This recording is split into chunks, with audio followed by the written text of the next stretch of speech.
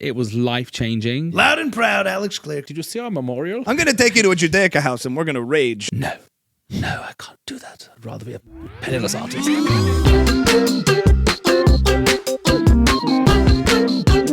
Welcome back to Ami's house. so many houses, Michael. Look at this. My God, just every episode in a different space. Special guest in the house, Alex Clare. Welcome to Ami's house. Thank you so much. Thank Very you for happy being to here. have you. So happy to be had. Okay, so let's take it back a little bit. It doesn't have to be an interrogation or an interview, but I remember once, years ago, you and I were on stage. I was playing bass for you during a set for like a festival in Miami, and somebody in the audience screams out, "Too close!" And a bunch of kids, buckers, yeshiva guys, "Too close!" And you turned to me before starting the song. You were like, "If I had a nickel."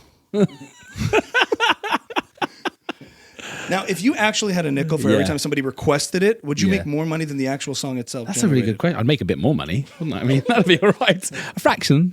No, thank God. You know, it's really nice to have a song like Too Close. I love Too Close. You know, a lot of singers, when they have that big hit, it's a huge honor, and it changed my life. So I'm very happy to let people request it. It's nice that it's touched people, you know?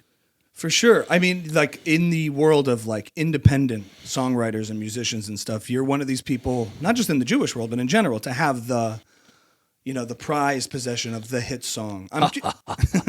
Like whenever you achieve like bits of success along the way of a musical journey, there's the perception of what it will be like when it happens. There's the perception of when it happens to you, how everybody else perceives you.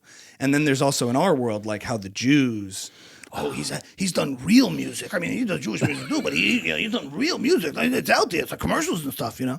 But I'm just curious, like, having been through it, seeing the other side of the curtain, what are some of the misperceptions of that? And like, what is it really like to have the hit song, and how does that square with reality? Ooh, so the thing is, it has been my reality for quite a long time. So my perspective is very much askew. Very much askew. It was life-changing, like no question, completely life-changing. It's interesting. There's like a come down from one of these when you have a big hit. You sort of are met with expectation for either another hit, or frustration that there's not another hit. Or you know, there's like you sort of go up to this massive peak, high, and then you have to sort of gradually bring yourself back down to reality, and it takes a couple of years usually. That's what it took. It took a couple of years in my case, sort of be gentle and come back into a sort of more normal lifestyle. You know, so yeah. How you know, it's a fantastic thing to have and to have achieved, and knowing that there's, you know, thousands of people over the world right now listening to it still, you know, over 10 years later, is awesome. It's great. It's really, really great. The assumption is you become like some mega superstar or whatever. And even if you become a platinum recording artist, there's still like job insecurity. There's still like frustrations. There's still like, you know, everything else you have in every other aspect of life, you know. So, Yeah, like the stress of success. There's the stress of failure, which everyone is trying to do something and can't. So they think that the getting it will solve it. yeah, but then you get it, and then you realize you're the same person. The same person, and it's a whole new set of stressors that are there that accompany that. Now it's matching it, or now what, and the perceptions of that. Yeah. I mean, when it became successful, I was already well and truly jaded with the music industry anyway. I sort of already departed the music industry in many ways. I think that helped. You think stepping away from it and coming back? I stepped away, and then it went massive, and then sort of came back reluctantly. Isn't that funny? The second you put the chisel down of like, I've been trying to hack away at this, and you're like, forget it, and then it explodes. Yeah, you say that a lot. Something about giving it up. I think opens so. up I the think so. channel to get it. To receive it. Yeah. I think because it stops being about it. You know, you can sort of let the great divine plan kick in and take over, and not let your ego get in the way. As an artist, was that your did it matter to you at all, the popularity? Did the popularity of it matter? I'd be lying if I said it didn't. Yeah. It's huge. Like, you create something, and I've created other songs, you know, that I really thought were going to be amazing. I love them. Right. I love them. I was like, I released a song last year called Given Up, and I think it's the greatest song I ever wrote. I worked so hard on the orchestration, on the production, every aspect of it, put it out, and like, nothing. And I've put out random little like EDM tracks for people, and you know, which are great, and they rack up hundreds of thousands more streams. and it's just like, but that song, it's such a good song, you know. And then you walk away, but it is just how it's just kind of how the cookie crumbles, I guess, and you know. Yeah. You know, we talk a lot about that on the podcast, especially we're talking before. This is a new iteration of the podcast, but we did another sort of series before this, and we would talk a lot about whether it's good to be driven by that or not, or whether that's real, that pursuing that hit. You know, I think if musicians like to be validated. You know, I think there's a few things that motivate humans in general, and we are social beings. If you like it or not, you know, we are human beings who have to have relationships with other people, and most of us enjoy approval. You know, when someone says, "Hey, I like that," it's like, "Oh, thank you." You know? Feel validated. It doesn't mean you have to get an overinflated ego or whatever, but it's just a nice thing when people are enjoying something you've created. I think what I stressed in our conversations about this is in creative endeavors, like the process comes first, and you have to enjoy that in order to enjoy the prizes of that. Because if it's about the prizes and you hate what you're doing, or it's just such a grind and it's not fulfilling to you, then achieving anything, it will not fill the void that you think it will, because you created a void by grinding yourself to death and then saying, okay, but once I get the hits, like you enjoyed making these records. Like 100%. You said, even though that record didn't perform the way Too Close was, you're like, you loved everything about it. It's a beautiful process. It's a beautiful process, and you do want to cross the finish line with it. You know, you want to get it done, but it's a magical process creating a song. It really is. Yeah. And the means by which it was successful, like the Microsoft ad, the licensing, the sync licensing. I remember at the time too, because I've been in that grind of having songs, getting placements and things like that. It sort of set a standard, some sort of standard in the indie world. I remember that of like the Alex Clare model. Like you get that song and it gets incredible visibility. Would you? We would attribute it primarily to that placement of like it pushing it to massive visibility. Like it was a Surface commercial, if I'm right. It was a Microsoft IE9 commercial. Yeah, for launching that product. Yeah. It did much more, much greater things for my song than it did for the product. Right. It was like an advertisement for I Just Get Too Close, more than it was for IE9. Where's Microsoft now? Yeah. Exactly. Oh, they're doing okay. They're the most valuable company in the world. Right. Yeah. As of Friday. Okay, but how's that ad? Surface. What was in the ad? I only remember the song. We don't have a Surface here. So yeah. Yeah. But yeah, I mean, were you trying to pursue that again in terms of replicating, it's like getting licensing as the means? It was so. There's no other way than saying like it was miraculous. Like the whole story of how that song got out there and the serendipity, Hashkaka Protis, divine providence, whatever you want to call it, of it just getting into the right hands of the right person at the right time, completely by accident. Coincidentally.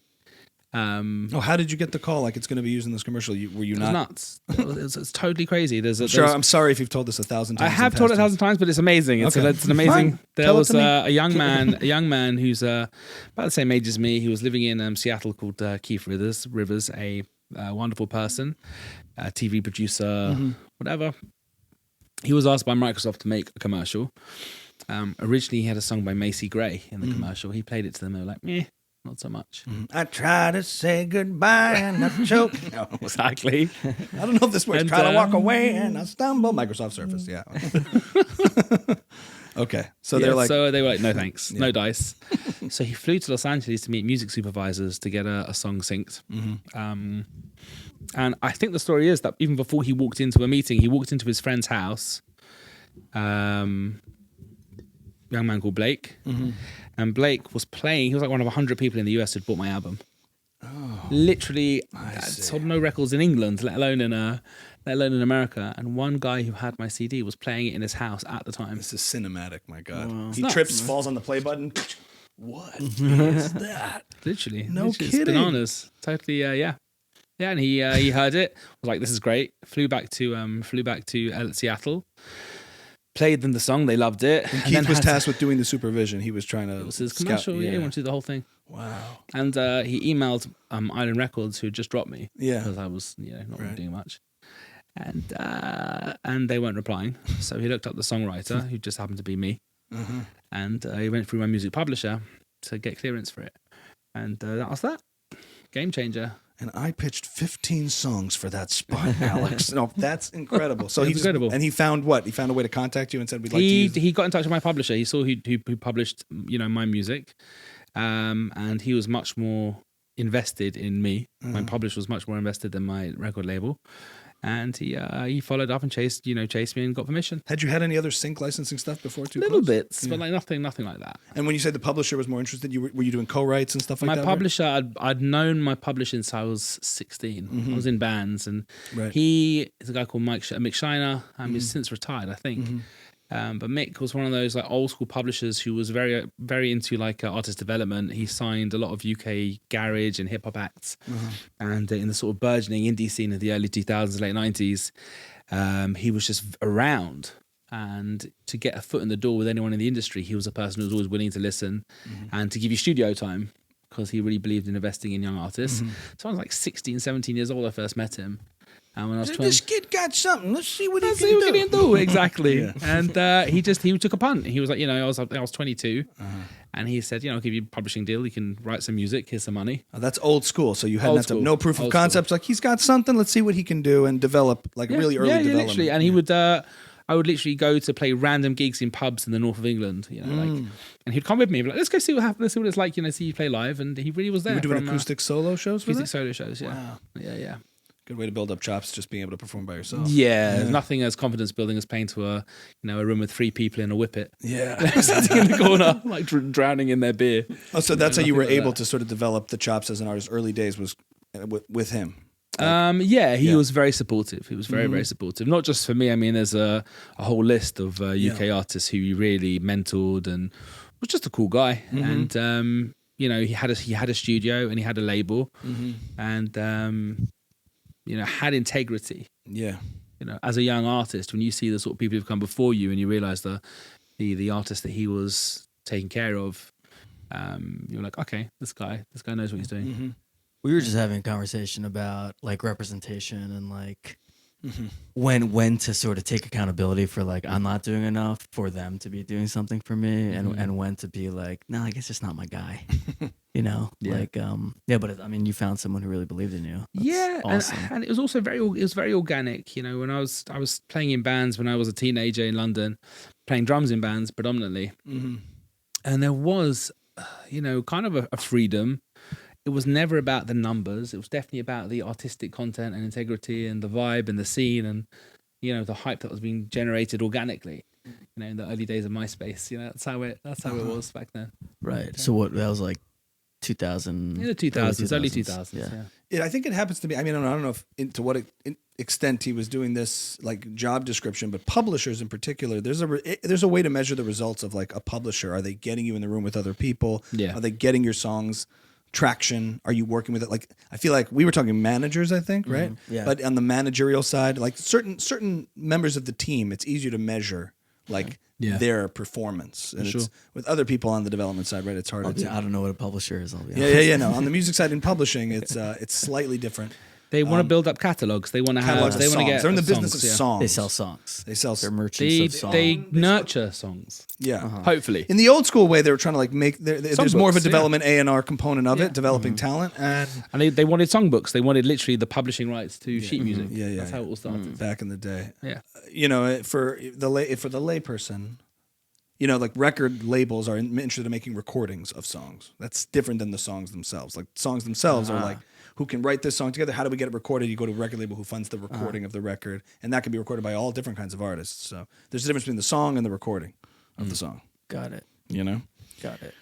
Anything else, Michael? So if someone covered a song you wrote, would you get paid for that? Sure. As the songwriter, yes. As a songwriter. The label might not. So I was just having this conversation with my wife when Fish covers Golden Age TV on the radio at a live show. Live is a little different, I think. It's Unless they record it and sell it. They usually have to. They usually have to write it down, though, right? And there is a public performance royalty So there thing. is It depends how. something. At a certain point, if the band's big enough and it's being broadcast, then you can track it down. If you're in a club and you're just playing a cover, there's sort of just like an understanding. The that old clubs did used to ask for lists. Yes, They'd ask for a yes. set list, and they used to be like, are these songs being used in these clubs in these particular ways? But yeah, a lot of times.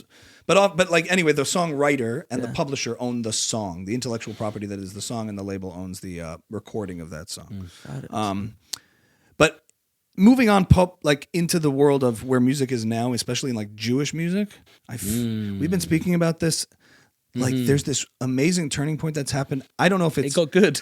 it got good. Or we're getting old. I'm not sure what it is. Yeah, but like I feel like the lines are blurring between. I do feel like you said, like artists love validation, and I think in the Jewish community we do have these hierarchies of perception. There's like our music, the Jewish music, the stuff that you'll hear at a Judaica house or at a Jewish concert, and then there's like, oh, he's doing secular music too, and they sort of pit it like, okay, but he's also done the real stuff.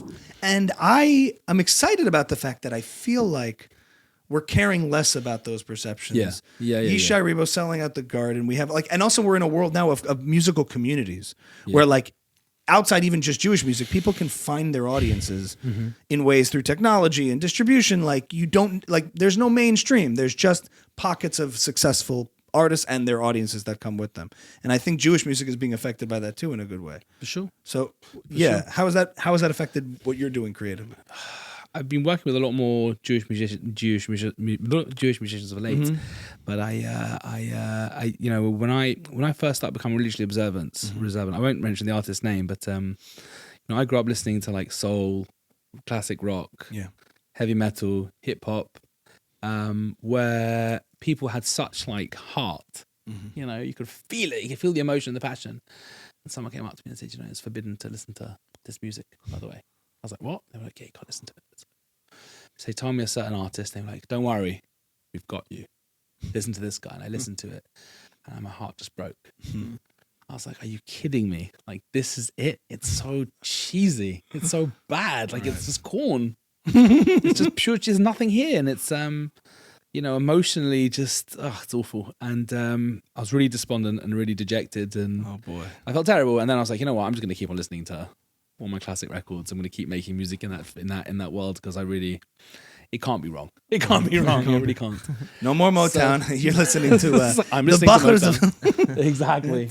He gave you his own CD. Listen to this guy. Listen to this guy. I'm going to take you to a Judaica house and we're going to rage. Yeah. And now you find that the level, I think because in the Jewish world of Jewish music, religious Jewish music, it was predominantly based in the US.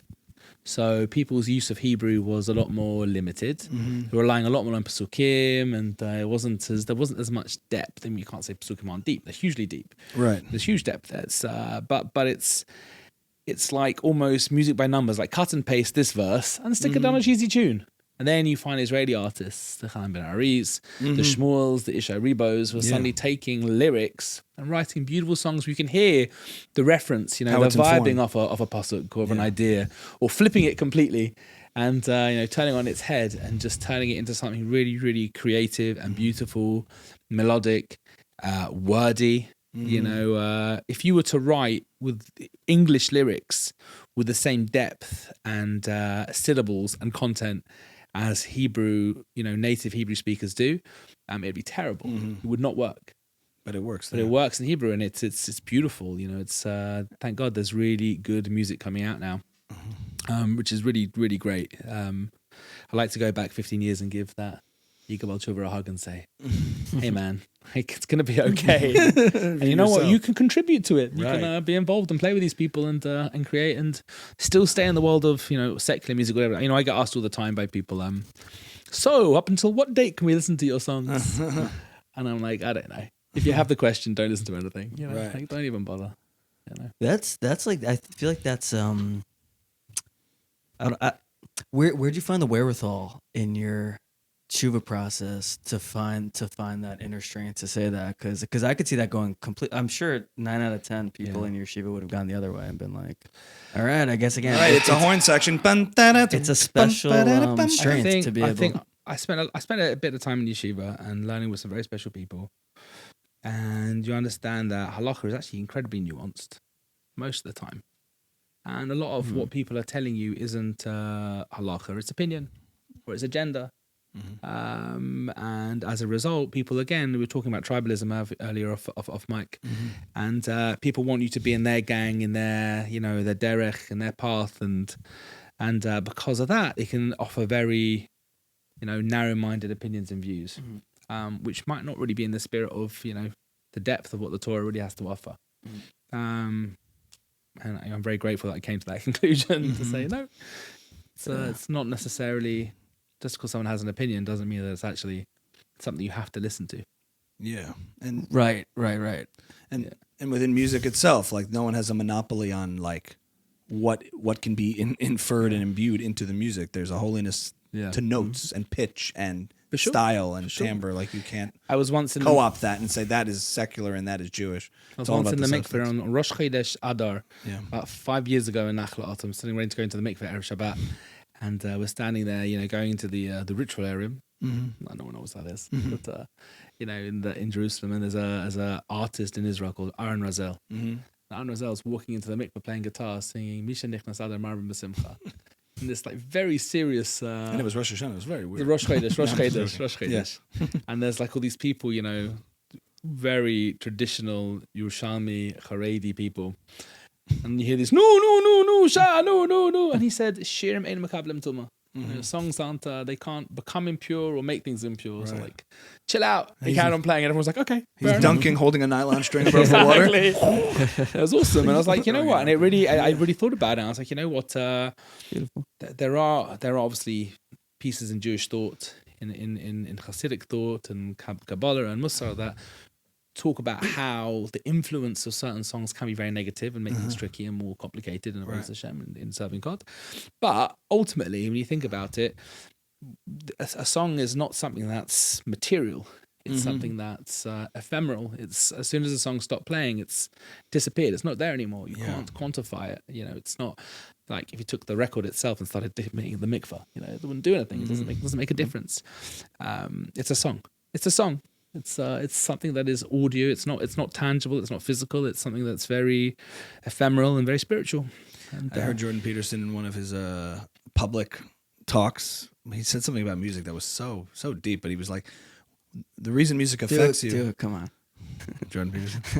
He said, you're aligning yourself with the vibrations of the universe. That's what's happening when music starts playing, the language of God. So that's what I would see. But I don't know. When he said it, it's funny. But aligning yourself with the vibrations of the universe. yeah, like, you are. that is what is happening. It's literally vibrations. Because the universe in string theory, if you get really deep, it's all just And sound. creation, the whole story of creation is a vocal. God said A vibration. It was a vocal Sure. sound wave. Such a good vibration. It's just all that being said, for the first time in my life, because I'm very much on Madrigal. I think we'd be friends if we went to yeshiva together. Like I'm on your vibe with not so that. sure.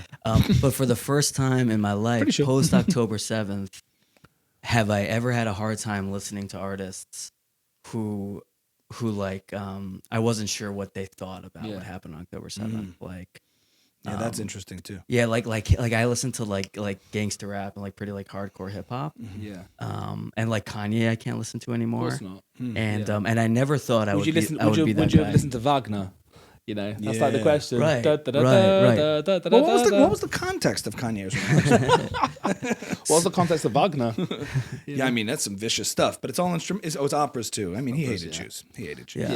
Yeah. Yeah. So I do feel like there's the singer does carry some energy into it. Sure. They definitely do.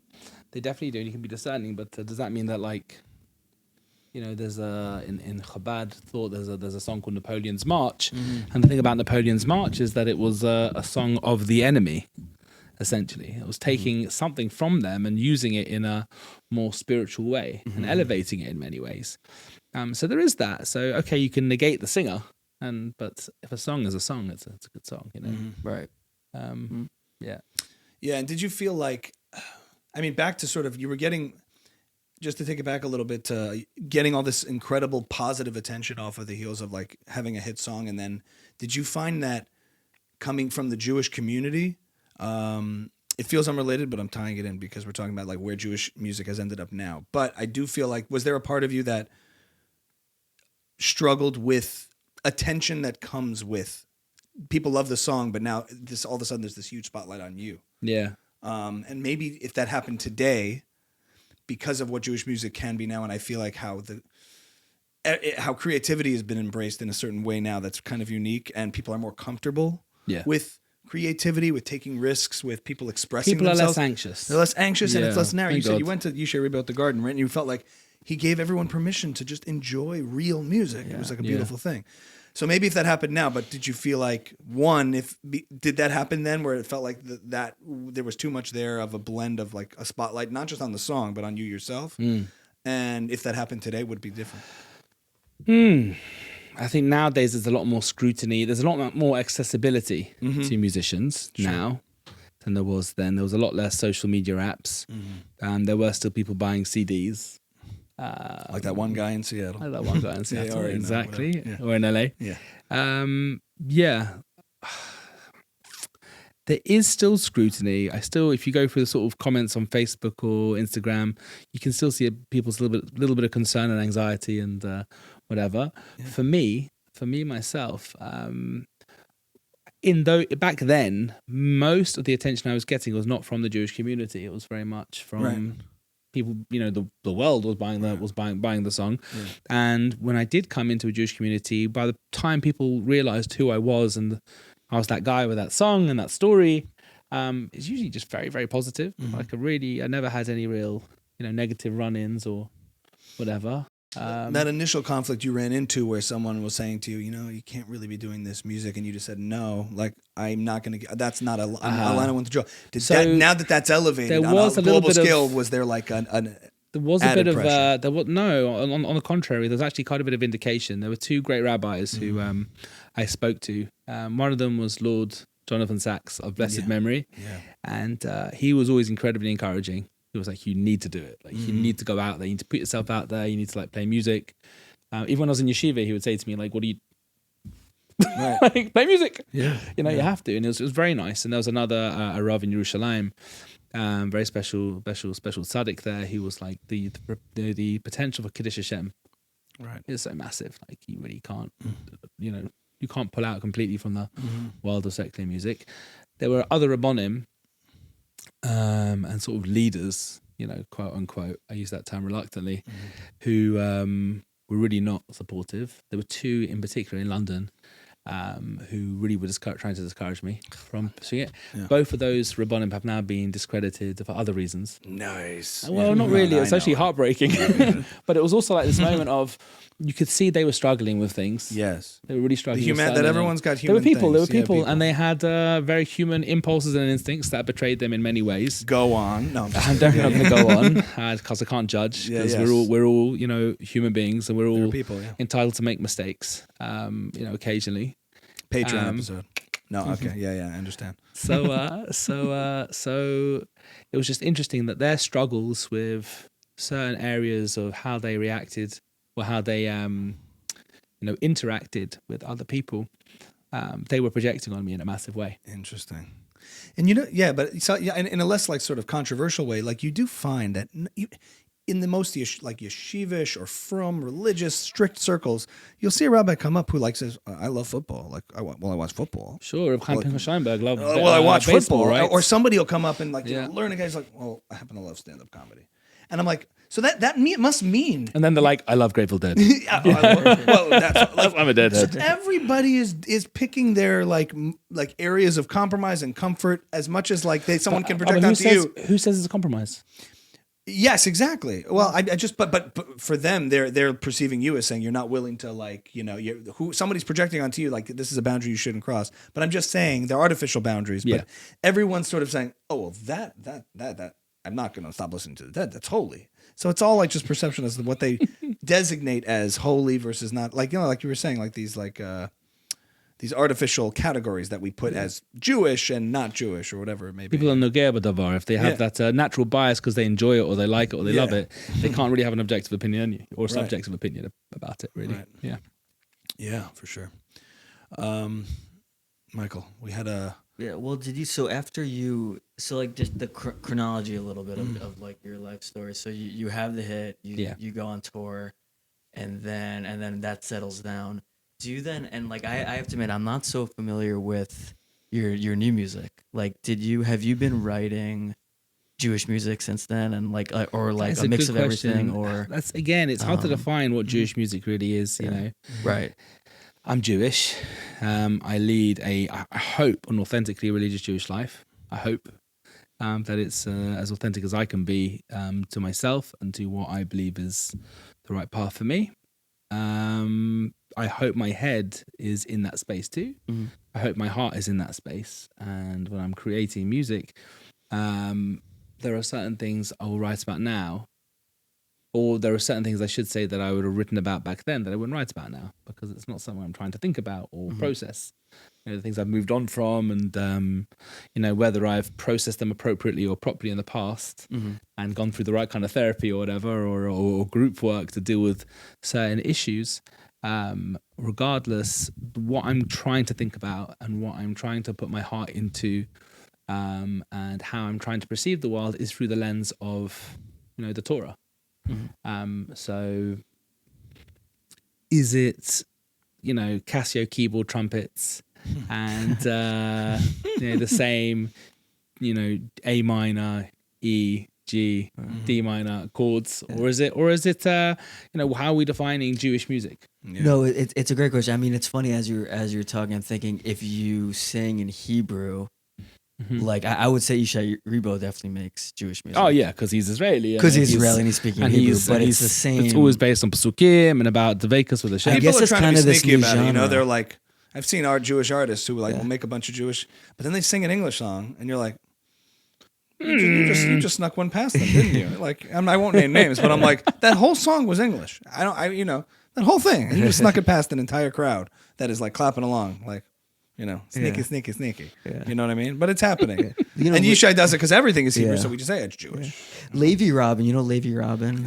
I've met Levi before. I've heard a bit of his music. Yeah, he's incredible. No, but I've asked him that before, and he's told me the same thing. It's just music. It's just music that I'm making. You can't play to the gallery. Like, I think one of the things that stifled Jewish music for so long was the fact that people were really concerned about getting the gig. They were worried about getting the gig, getting the chasana, getting the bar mitzvah, getting those big charity dinner shows, and having to conform to a certain box, and that became the label or the paradigm in which they were creating. Yeah.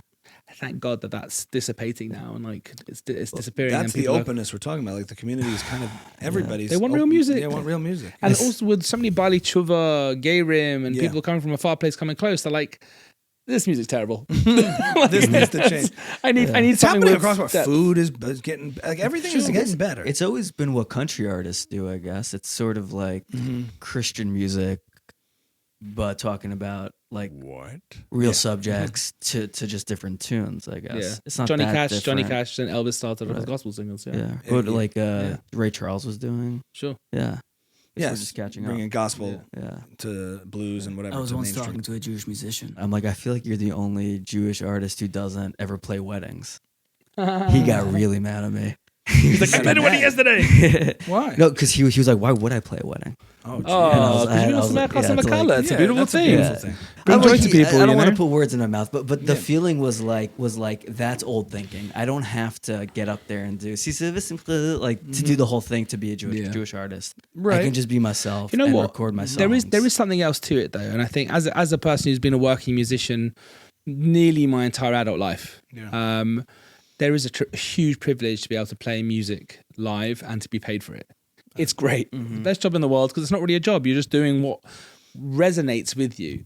And I really feel that, as a working musician as well as a songwriter, that working musician part of me, if someone wants to pay me to play at a chasna or a bar mitzvah or a simcha, I'm like, you're going to pay me to play music. You're going to give me money for my time to sing a song? Right. Give it to me, man. Like, I'm totally down. I completely appreciate that perspective and that attitude, because people, you got to work. You got to. People you do like there's this weird perception people want to put on you of hierarchies of stuff. And granted, I get it. I totally get it. But it is a privilege to just, I'm organizing sounds and you're paying me to do that. Like, there's no better bracha and no better job in the world to be able to do that. That people value it enough to have me do it is great. Also, like, you've asked me once, like, do you like playing a wedding? Like, if you've asked me after I've done it. Yeah, I guess maybe it's a me thing. I'm like, dude, you're asking me to sit there and play the biggest hit songs that everybody loves for a few hours? Yeah, it's the best. It's so fun. Every good session player in London, LA, and New York has kept the wolf from the door because of Jewish simchas.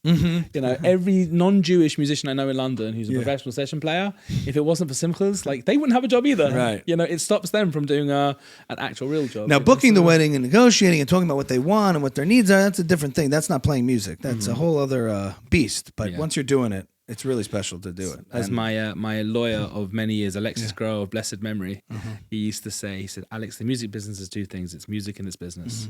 And you have to always make sure you keep the two separate. keep the two separate. But you need one to have the other. It's a vicious chicken and egg situation. But, to be a working musician, there's the creativity and the artistry. And look at some of the greatest artists, you know, look at Leonardo da Vinci, Michelangelo. They were paid by dudes to do what they were doing. They had patrons. They had people who were like, listen, we're going to fund you to paint stuff for us. Make me cool things. Simchas. They did simchas. And their greatest masterpieces were Commission. big projects But commissions, 100%. that someone asked them to do. It was a gig. Right. 100%. It comes from a place of complete entitlement to stand back and say, like, I carried as well for there's a thing about integrity, right, and artistry, and it's true. For many years, I carried this as well. This idea of like, you know, you got to be here and not down here, and you got to like have this certain creative output and that sort of commitment to playing live, and you know, don't focus on things that are gonna not, you know, serve you for that. But then you realize that we don't, as musicians, always have the privilege or the luxury of being able to be like, you know what, no, I can't do that. I'd rather be a penniless artist. I've got a family. Right. You know, I've got commitments. I've got a life. I've got to live, and like the fact that I can use this as my vehicle to, you know, to have a parnassa. Your Royals accent just came out. That was perfect. I don't know. Play your wedding. I'm Alex Clare. Do you know who I think I am? You know who I am. Of the London class. Exactly. So that's the thing. Like I really, it's a great thing to play live and To play live and be doing it, you won. You won. You won. You're doing your job you wanted to do. Yeah. No one asked me to play weddings. That's just what I'm upset about. Well, what are you gonna do? I'm not a musician. There is a certain trope of the Simcha band, and you will notice that a lot of like these types of events, you'll see people's faces. The bands are just like, this one again, okay. The trumpet guy who's dumping his saliva next to him. You try to want to not be that guy. When you're looking at your projected future, like as a musician, you don't want to be the... I could have paid for Miles Davis. And he's dumping like literally the saliva valve out. There's something about that I understand. But the hierarchy of things. I mean, I try to shed that at this point because I don't know. It's also weird. Like, it's very easy once you've like.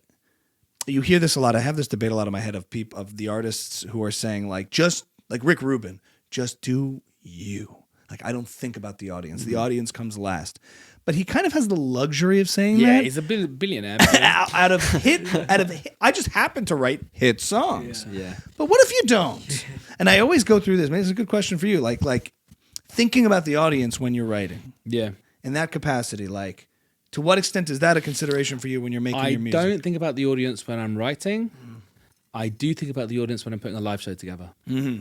Oh, yeah. When Because I'm that's a creating, that's exactly when you're creating because you've just got to get something out. But when you're about to play a live show, if you're not thinking about the audience, then you're not going to be playing live shows for very long. Okay. You know, Rick Rubin, I just heard a TikTok clip came up and he said, thinking about the audience when you're writing is like thinking about the audience when you're writing your diary.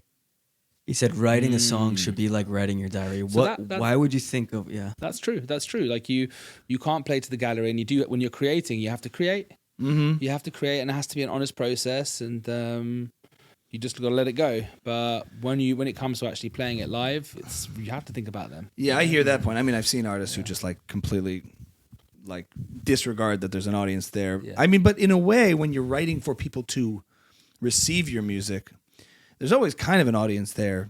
I know what you're saying in terms of trying to get the best output, but then when you're skimming it down in a way to try to connect, there's always a part of me that's considering like, I'm trying to connect. Right. Otherwise, I would just write the song and never release it. Yeah. If it's really just for me. And that's where I take issue. I don't know where I am at this, because it's also the luxury of success allows you to be more flexible with what you put out and loose and less thinking. If you haven't had it yet, what if Rick Rubin had never produced a hit song yet? You think he'd still be saying, It doesn't matter what they think. I'm Well, hungry. David Bowie also said, David Bowie was also very into Yes, that. yes. But he was always reinventing, and I think he knew the way he had the audience, the way it wasn't just musical, it was the shtick, it was the fact that it was new, his chadshut, it was changing all the time and bringing in new ideas and new looks. And I don't think about That, the audience really. I just put the lyrics in a hat and I cut them up and tape them together. Like that's why I get words like crocodile salad. Yeah, yeah, but like people like that about him in a way. But that's his appeal. But but what if that didn't work and like he's still trying to? But it is by nature performative. Right. Like he is performing, and he's performing for an audience. It just so happens that he's ahead of the audience, but not everyone's a David Bowie, Yeah, that's true too. I mean, and not everyone's a Radiohead that is just seemingly doing what they're doing, and it's an 11/8, and everyone seems to love it. I'm like, how? They know how things sound good. That's why it just feels good. And so does Rick Rubin, right? Like he's just wired into a sensibility that people really respond to. I'm just saying, like, the danger of that advice. I just think there's dangerous advice. I think Rick Rubin gives artistic advice. He doesn't give career advice. Very different things. Sure, a musical career involves a lot of conscious like consideration of your audience, and in a way you don't want it to compromise your art, but artistic advice is just different than career advice.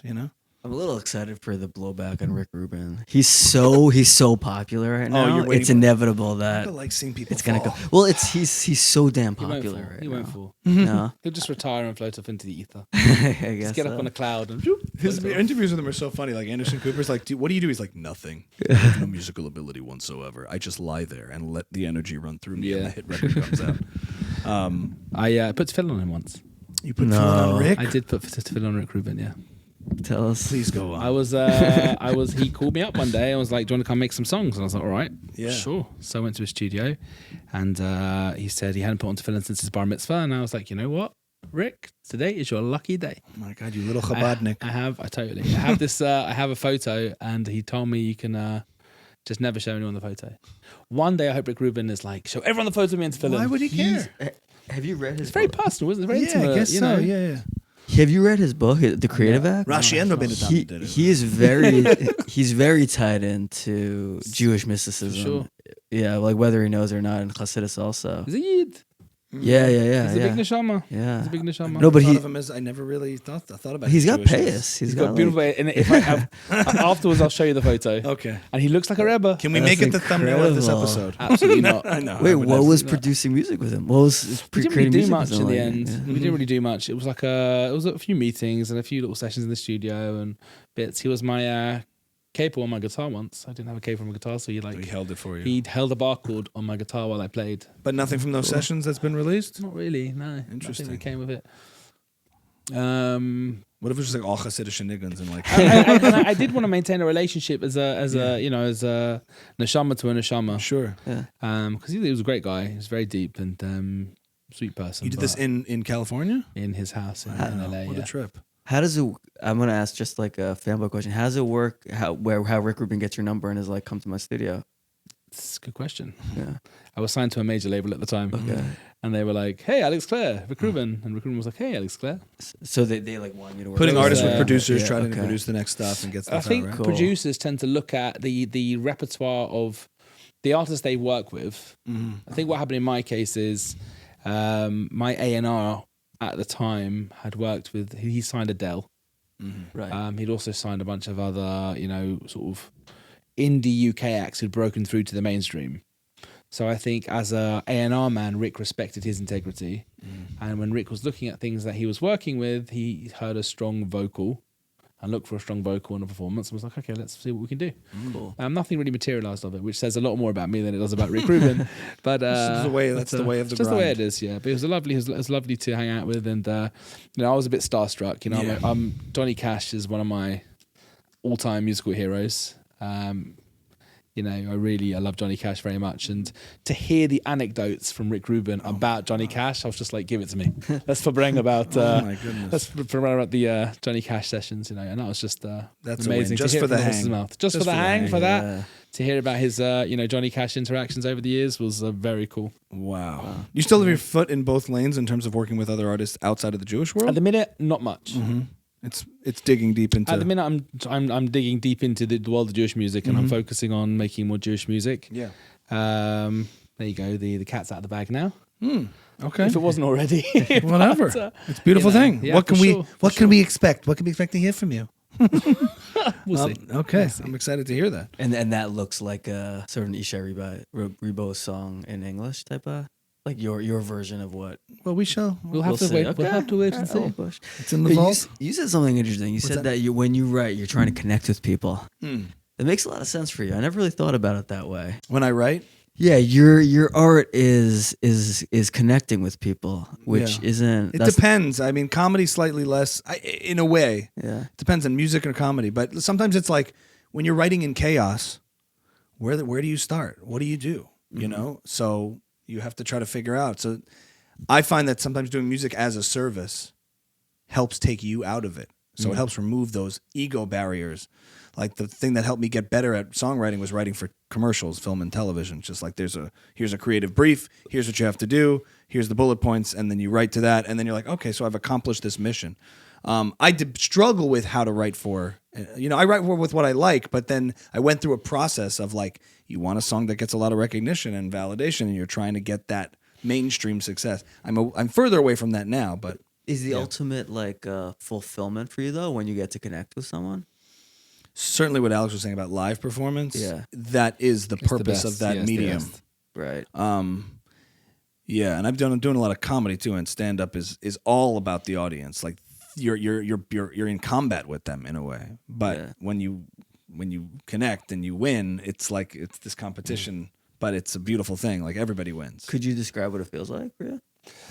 When I am having a good show, Yeah. I feel completely present. Right. And I'm a person who never feels present in like almost anything I do. I'm always like, it's always my mind is always running off somewhere else. I think sometimes when I'm like praying in shul and I'm davening Shemona Esrei, I feel very present, engaged with what I'm doing. And when I'm playing a good show and I can feel and I'm engaged with the audience and it just feels good, all the ducks have lined up. Then it's the greatest feeling there is. That's a Just perfect I description. feel like myself. I'm like, oh, this is what I'm supposed to be doing. Okay, good. You know? And you too. Yeah. Yeah. You sort of transcend thinking, Yeah. and you're just in it. Yeah. And you don't feel that during the creation process, or it's not the same extent. There's more analysis. Yeah. When you're thinking discovering something, it happens a little, right? I feel like when you come up to When something. you get that eureka moment and you get the hook or you get the line or the melody and you're like, oh, there it is. Yeah, but it's fleeting. It's like, oh, Yeah. just had it. That was, and then you have to follow it and figure it out and construct it. Thank you. In writing comedy too, you're like, is the neuroses that you have when you're never present, is that more of a Jewish thing or a British thing? It's just an Alex thing. It's probably both. Right. Can you imagine what a mess? Oh, what a God. mess. Is Jewish, English. Yeah, the British Jew versus the American Jew. What's like the biggest difference between the Daled Amot. Oh. That the English are very like into space. Americans are not so much into personal space. They're touchy-feely. like, you're much more, hey, I know you. Let's, pick your brains about something. right? Not so common in England. I do find one thing I've noticed in the US. It's a bit mean. Gosh, I hope No, this is go like for Let's it. Well Go Less, for it. but Like I think in England it's more positive towards America. I think there's a little bit less like lower self-esteem in the UK. Yeah, I feel like people have a slightly healthier self-esteem in the US. You don't No, think it it's sounds too much? crazy. Or it's inflated? Maybe a bit too Yeah. much, a bit inflated, but I think people are taught to be more comfortable, to be proud, and to be open. Whereas in England, they're much more reserved, and I think that comes with, I think you're much more likely in the UK to have that guy in shul come up and tell you you're doing something wrong than you are. I mean, right now in the 5 towns in New York, maybe I'm being biased here because I've had very positive experiences here. Right. But much more than the UK, I feel that it's a little bit easier here. The UK is a little bit heavier. It's more encouraging here? Much more encouraging, yes. Right. A There's little bit more open. Even still, they're like putting you down. They're like, what is that? There's a doubt. There's a thing. Is that what I think there's a lot. England, the Jewish community in the UK is amazing. Mm-hmm. Like I lived there for many, many years and grew tremendously. I would say in general that there is just a bit more openness here. It's a bit easier here. It's a bit easier. When you said something about proudness, like, do you find that in the UK, especially currently? I remember visiting years ago, and my British friends were telling me, like, here we just kind of feel like another minority that sort of has to do our thing, maybe privately, like less loud and proud about it. Is it feel There's that a bit way? less loud and proud, which is a shame. I think we need to be. I think since in the last 100 days, I think there's no better time to be loud and proud. Right. Like go out there and put it out there, especially in the UK, and like really stick it to them, to be proud, incredibly proud of being Jewish, and to wear it on your sleeve, and wear your yarmulke on your head, and to be proud to keep Shabbos and to keep kosher, and have that strong, authentic Jewish identity, and say that there is no compromising. And how's the climate in general to that, like to the Jewish community? I experienced throughout my life and have seen throughout my life this very passive, almost cultural, microaggression style of anti-Semitism in the UK. And I didn't even realize what it was until many years later. I was like, 1 second, like, this is really messed up. Well, I think it's not the UK. I don't want to write off the UK as anti-Semitic. It's not. I think Europe in general has a very, very strong culture of prejudice towards Jewish people. And you can't just wave a magic wand and with all the conscientiousness and political correctness, you can't just wipe that away. It doesn't just go away. You're saying it's an ancient thing in Europe. It's an ancient thing, and Europe, it is so deeply culturally ingrained in people's paradigm. Right. You can't get rid of that overnight. It's not going anywhere. It's been brought to America as well. America's so much newer, so it comes on the heels of a melting maybe it pot. evolves into different things quicker. It becomes more radical when it comes here. There, it's very passive aggressive, but it's definitely there. And I think when people live with that, they sort of live with the idea that if I go into my meeting in the bank, maybe I've got to take my yarmulke off. If I go to like a certain official capacity, I do have to change my last name. Is that interesting? And I think that's changing. But the only way to combat that is to be loud and proud and call it out and be like, what you just said is not okay. Right. It's archaic and backwards. And can you pinpoint phrases or things that you would hear at a bank meeting? Not at a bank meeting, but whatever that they would say about like what is expressions or things like that are just like, that was kind of weird. I have a story. You get funny looks, you'll get like moments, and I'm sure you get it in the US as well. I was actually once walking with Ramosha Weinberger through the streets of Woodmere, of all places, and we were talking about like in the UK, the sort of cultural anti-Semitism that exists throughout Europe. And someone at the Shabbos table was like, that would never happen in New York. And as we like walk out the house, we're walking down Broadway in the Five Towns, and someone shouts something, heckles from a car. Oh my God. And he just looked at me and was like, yeah, even in the Five Towns, it happens. So. I was in grad school. I was one of only a few Americans that was at NYU. It was an art and technology program. There's a lot of people from Korea and China and a bunch from Europe, and there was a girl from Austria. Oh. And I was presenting my final project, and it was this like LED menorah that I built that was like programmable. And I was explaining, I modeled it after the old Polish menorahs, where there was like a reflective back on the back of it. Wow. Because I said because they were afraid if anyone from outside saw the light, they would get attacked. Yeah. And then I hear from the back, this Austrian girl goes like, "Oh, just like the Jews, always stealing the light for themselves." And everyone in the class looked at me, and my project was not good. And I knew, I was like, I could just call that out, and no one will remember how bad my project is. But I decided to just move on. You schemy Jew. But and she sounded like Shlomo Karlbach almost, like that, like the same accent. But I was like, that is the nastiest thing I've ever heard in my life. The life was himself. Oh my God! Is this the one who said your grandfather was a Nazi? No, that was another Austrian friend. You had great friends in that grade. I had it once. I did played a show in Germany in Wiesbaden, which is near Frankfurt, and there's this big mural. It was in an old abattoir, and this old abattoir backed onto like train tracks. And whenever you see these train tracks in Germany, you're always like, "Oh my goodness me!" Like you know exactly where we're going. Literally, you know exactly what happened there. Yeah. And there was this big, beautiful mural someone had painted of people in 1930s and 40s clothing getting on trains. And I hopped straight away what it was. It was so obvious it was a memorial. And I sort of saw it, and I went into the venue, and the promoter from the venue was like, "Did you see our memorial?" And I'm like, "Yes, I did." He says, "Can I show it to you?" I'm like, "Sure." So we go Take a shower. Maybe. So he says, "Come, let's go have a look." So we go have a look, and he says, "How does it make you feel?" Oh my God. And I'm like, "Oof." Forgiven? Be cool? So I said to him, I said, as a German, how does it make you feel? And he said, "I'm not German, I'm Austrian." I'm And I said, "It's funny because my wife's great-grandparents were killed by Austrian Nazis." And he went, "Oh." He went, "Yes, my grandfather was in the SS." Oh, boy. And I was like, it was so much dissonance for him. Yeah. There was so much dissonance. Like he couldn't accept like what had happened. And I like, who could? I don't judge him for that. Yeah, what are you gonna but do? it was so interesting that like as soon as I called him out, he was like, "Yeah, actually, yeah." He's like, "I immediately regret this decision to show you the mirror." He put himself in the situation. He did. Could have just said, "Have a great show, Juden." My God. Yeah. Yeah, that's crazy. Yeah, it's heavy, and again, it's combating that dissonance, and also, I have a great friend, a mentor, a special person who he said to me, if you want to deal with anti-Semitism, he says, look to the model of the ADL. Do the opposite. He says you can't be makar of people with cancelling them or shaming them. He says if you see anti-Semitism or bigotry or negativity, don't push a racist away.